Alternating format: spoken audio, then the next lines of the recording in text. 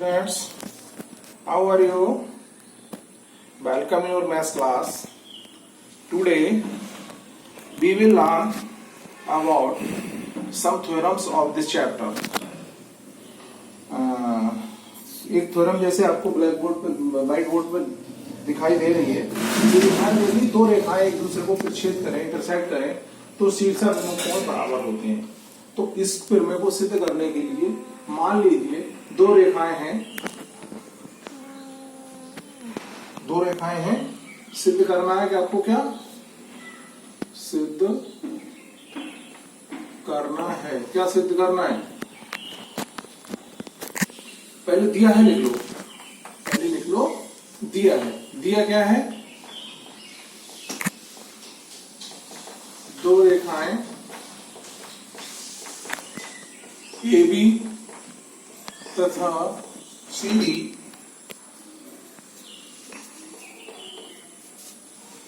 एक दूसरे को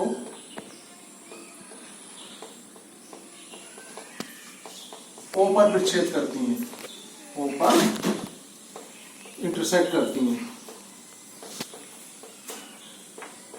ये आपको दिया हुआ है, ठीक है। अब इसका जो फिगर बनेगा वो इस टाइप का है, बनेगा। ये रेखा हो गई एक, ये CD, इसको मान लो ये A, ये B, ये पॉइंट O है। ये पॉइंट क्या है? O है। इस तरह से दो रेखाएं दे रही हैं, AB और CD एक दूसरे को O पर इंटरसेक्ट कर रही हैं। सिद्ध करना है, क्या सिद्ध करना है आपको? शीर्षक कोण बराबर होते हैं। तो शीर्षक कोण कौन से हो गए? ये AOB और COB हमें सिद्ध करना है। एंगल AOD बराबर है एंगल BOC, बराबर है एंगल BOC। दूसरी बात सिद्ध करना है हमको, एंगल AOC बराबर है एंगल BOD के। ये आपको प्रूव करना है बेटा। तो इसके लिए क्या करें? देखो यहां पे जो हमने वो पढ़ा था कि दो कोणों का योग कितना होता है? 100। अगर कोई लाइन है, रेखा है, तो रेखा पर जो रैखिक कोण होता है वो 180 होता है। कितना होता है? 180। जैसे ये आपको दिख रही है, ये रेखा है AB रेखा पर दो कोण बन रहे हैं, एक AOC और दूसरा COB। इन दोनों का सम जो होगा, एक क्या होगा? लीनियर पेयर बनाएगा, रैखिक युग्म बनाएगा, यानी कि 180 होगा। क्या होगा? 180। यहां पे मान लो, माना किरण OC, माना किरण OC, कौन सी? ये वाली, और C, माना किरण OC रेखा AB पर आपतित है। रेखा AB पर आपतित है। तो रेखा किरण OC रेखा AB पर दो कोणों के युग्म बनाएगी, AOC और BOC। ये दोनों रैखिक युग्म होंगे और इन दोनों का सम 180 होगा। हम लिख सकते हैं एंगल AOC, एंगल आपतित है, तब एंगल AOC बराबर हो जाएगा वो प्लस एंगल BOC। ये किसके बराबर हो गया बेटा? 180 अंश के हो गया, क्योंकि ये रैखिक कोण बना रहे हैं। ये और ये कोण मिलते हैं, एक रेखा पर OC आपतित हो रही है, तो रैखिक कोण बना रही है। अब यहीं से आप ये मान लीजिए पुनः BOC और COD। अब ये वाला कोण कॉमन ले लीजिए। अब किरण OB रेखा CD पर आपतित है, CD पर आपतित है। इस पर कोण बना रही है OB, CD पर बना रही है, तो कौन सा? COB और BOD एंगल मिलकर क्या बनाएंगे? एक रैखिक युग्म बनाएंगे, यानी कि angle AOC, angle BOC plus angle BOD ये कितना बनाएंगे बेटा, 180 अंश का कोण बनाएंगे। अब देखो बेटा क्या है, ये भी 180 है और ये भी आपका 180 है, तो दोनों की राइट साइड जब बराबर है तो दोनों की लेफ्ट साइड क्या होगी, बराबर होगी। फर्स्ट तथा सेकंड से क्या होगा, angle AOC plus angle BOC बराबर हो जाएगा angle BOC plus angle BOD plus angle BOD. देखो ये एंगल और ये एंगल सेम आ गया, ये कट हो जाएगा यहां से, तो एंगल एओसी बराबर आ जाएगा एंगल बीओडी के, यानी कि एंगल एओसी कौन सा हो गया, एओसी ये हो गया, और ये एंगल कौन सा हो गया, बीओडी हो गया। इसी तरह से आप ये प्रूव कर सकते हैं, ये दूसरा पेयर कौन सा वाला, ये वाला एंगल एओडी बराबर हो जाएगा एंगल बीओसी के। तो इसके लिए क्या करें बेटा, इसके लिए फिर एक बार तो यही ले लो रैखिक युग्म से, यानी कि angle BOC plus angle BOD बराबर हो गया कितना बेटा, 180, और इसको इक्वेशन थर्ड मान लो, और इस दोबारा ले लो angle BOD plus angle AOD, angle BOD plus angle AOD, angle AOD बराबर 180 अंश। ये भी आ गया, ये आपका फोर्थ हो गया। अब यहां पे थर्ड तथा फोर्थ से क्या होगा, एंगल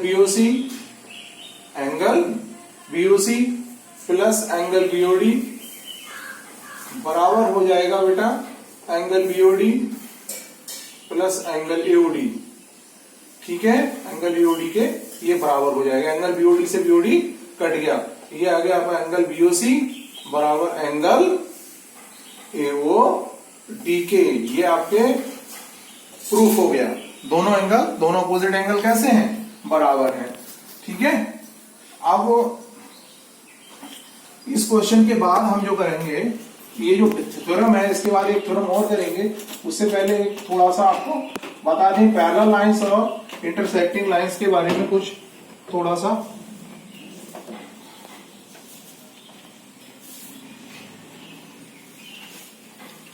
कितनी देर की हो गई,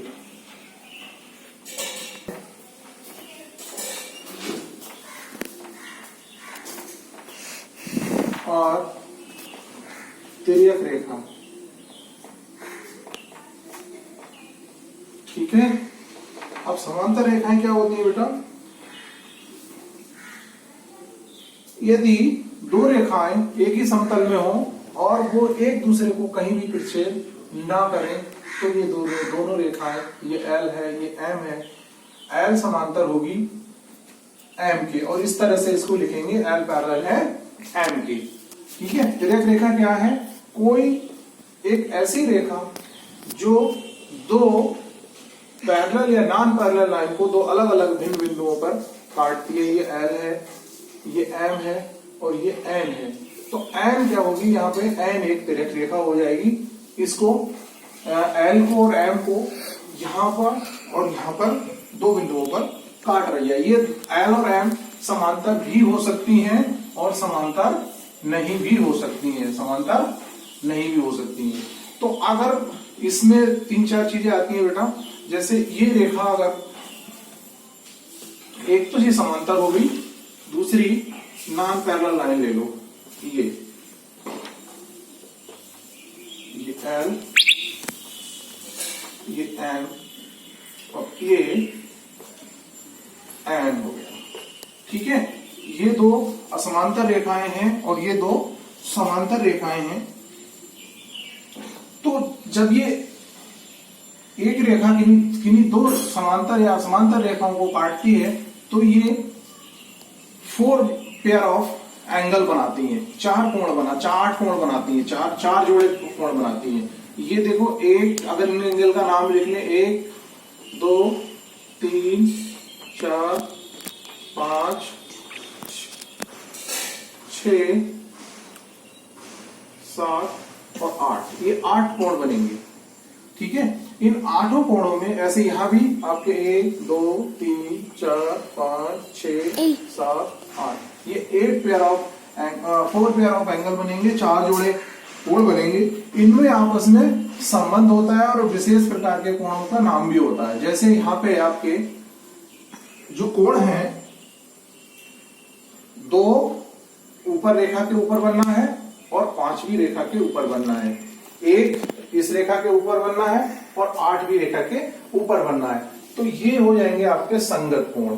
क्या हो जाएंगे? संगत कोण या करस्पॉन्डिंग एंगल। करस्पॉन्डिंग एंगल या संगत कोण कौन कौन से हो जाएंगे? एंगल 2, एंगल 5, एंगल 1 और एंगल 8। एंगल देखो 1 2 5, ये 2 5 के होगा, एंगल 2 5 के संगत होगा और एंगल 1 8 के संगत होगा। इसी तरह से ये रेखाओं के नीचे वाले कोण हो गए एंगल 3 जो संगत होगा या करस्पॉन्डिंग होगा, एंगल 6 के होगा, और आपका एंगल 4 जो होगा वो आपका एंगल 7 के करस्पॉन्डिंग होगा। ठीक है, इस तरह से ये संगत कोणों का कितने पेयर हैं? संगत कोणों के 1 2 3 4 पेयर बनेंगे आपके संगत कोणों के। ठीक है, इसी तरह से कुछ कोण जो होते हैं उनका दूसरा नाम होता है एकांतर। एकांतर कोण, ये संगत को आप कहते हैं करस्पॉन्डिंग एंगल्स, और ये हो जाएंगे एकांतर कोण अल्टरनेटिव। एकांतर कोण अल्टरनेट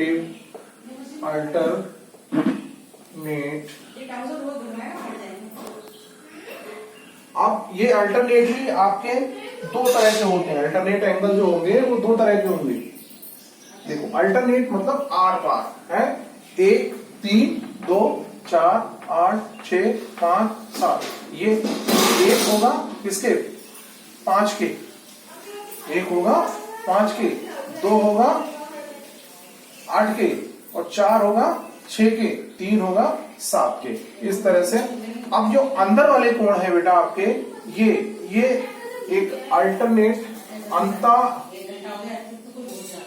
एकांतर कोण कह सकते हैं, या अल्टरनेट इंटीरियर एंगल कहेंगे। क्या कहेंगे? इंटीरियर। 4 और ये वाला 4 और 5 एकांतर कोण 2 तरह के हो गए, एकांतर अंता कोण, एकांतर अंता कोण और एकांतर बाह्य कोण। अब जो एकांतर अंता कोण होंगे, देखो 4 और 5, 4 और 5 होंगे, और 3 और 8 होंगे, 3 और 8 होंगे। ये एकांतर अंता कोण हो गए। एकांतर बाह्य कोण जो होंगे बेटा आपके 1 और 6 होंगे, 1 और 6, और 2 और 7 होंगे, 2 और 7। ये एकांतर अंता कोण हो गए। ठीक है, अब तिर्यक रेखा के एक ही ओर के अंता कोण, ये 3 और 5, 4 और 8। तिर्यक रेखा के एक ही ओर के बाह्य कोण 2 और 6, 1 और 7। इस तरह से आपके बहुत सारे जो इनमें रिलेशन बनेंगे वो सब आपको याद रखने हैं क्वेश्चंस में। तो ये तो हमारी नॉन पैरेलल के लिए कंडीशन हो गई। अब अगर हमारी लाइनें हो जाती हैं पैरेलल, अभी तक हमने जिसकी बात करी वो किसकी बात करी? नॉन पैरेलल लाइंस, असमांतर रेखाएं। अब हम बात करेंगे पैरेलल रेखाओं में। पैरेलल रेखाओं के में क्या कंडीशन आती है, इन कोणों के बीच में क्या संबंध होता है, वो और देख लेते हैं।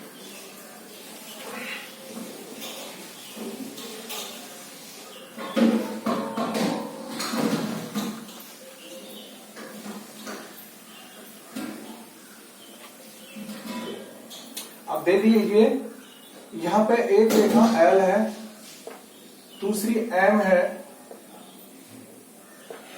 इनको, और ये L पैरेलल है M के, और तीसरी रेखा N है, ये इनको 2 पॉइंट पे कट कर रही है, यहाँ पे और यहाँ पे कट कर रही है। तो एंगल, पेयर ऑफ एंगल तो वैसे ही बनेंगे 1 2 3 4 5 6 7 8, इस तरह से ये एंगल हो गए। लेकिन इनमें विशेष रिलेशन हो जाता है जब ये रेखाएं एक दूसरे के पैरेलल होती हैं, एल और एम पैरेलल होती हैं, तो ये हो जाता है संगत कोण या करस्पॉन्डिंग एंगल जो होते हैं वो होते हैं बराबर। संगत कोण कैसे होंगे? संगत कोण आपके होंगे बेटा बराबर, यानी कि एंगल 2 बराबर होगा एंगल 6 और एंगल 3 बराबर होगा एंगल 7, एंगल 1 बराबर होगा एंगल 5 और एंगल 4 बराबर होगा एंगल 8 के। ये संगत कोण आपस में बराबर होते हैं अगर रेखाएं ये आपकी एल और एम पैरेलल हो, समांतर हो। ऐसे इस तरह से सेकंड एकांतर अंतःकोण, एकांतर अंतःकोण। अब जो एकांतर अंतःकोण जो होते हैं उनके बीच भी रिलेशन यही होता है। देखो ये हो गया अंत, ये हो गया है, तो एकांतर अंतःकोण भी बराबर होते हैं। एंगल 4 बराबर हो जाएगा एंगल 6 के और एंगल 3 बराबर हो जाएगा आपका एंगल 5 के। एकांतर अंतःकोण भी बराबर होंगे जब एल और एम पैरेलल होगी। अब ऐसे थर्ड वाले जो एंगल आ जाएंगे आपके एकांतर बाह्य कोण भी आ जाएंगे। एकांतर बाह्य कोण, अल्टरनेट एक्सटीरियर एंगल, वो जो होंगे देखो इसमें आपका एंगल 1 और 7, एंगल 1 बराबर होगा एंगल 7 के और एंगल 2 बराबर होगा एंगल 8 के। एक तो ये रिलेशन होगा इनमें, यानी कि एकांतर कोण बराबर होंगे, संगत कोण बराबर होंगे। तीसरी कंडीशन जो आ जाती है आपकी तिर्यक रेखा के एक ही ओर के कोण, तिर्यक रेखा के एक ही ओर के कोण, अंतःकोण और बाह्य कोण।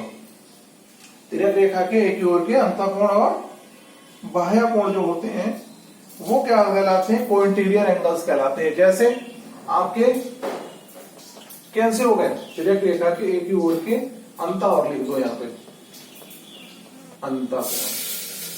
अब जैसे 3 और 6 है, कितना है? एंगल 3 और 6 एक तरफ है, अंतःकोण है, तो एंगल 3 प्लस एंगल 6 इन दोनों का सम हो जाएगा, जो हो जाएगा 180 हो जाएगा आपका। इसी तरह से एंगल 4 प्लस एंगल 5 इसका सम जो हो जाएगा, इसका जो जोड़ हो जाएगा वो एंगल वो 180 के बराबर हो जाएगा। ये आपस में इनमें रिलेशन रहेगा। इसी तरह से तिर्यक रेखा एक रेखा के बाह्य कोण भी हो जाएंगे। तिर्यक रेखा के एक ही ओर के बाह्य कोण, इनमें जो संबंध होगा वो ये होगा बेटा क्या? 1 और 8, एंगल 1 प्लस एंगल 8 इनका सम भी 180 होगा और एंगल 2 प्लस एंगल 7 इनका सम भी 180 होगा। ये चीज आपको सब आनी चाहिए। जब ये सब बराबर आए, सब आएगी आपको, तभी आपकी इस एक्सरसाइज के क्वेश्चंस कर पाओगे। ठीक है, एक प्रमेय और करते हैं हम बेटा।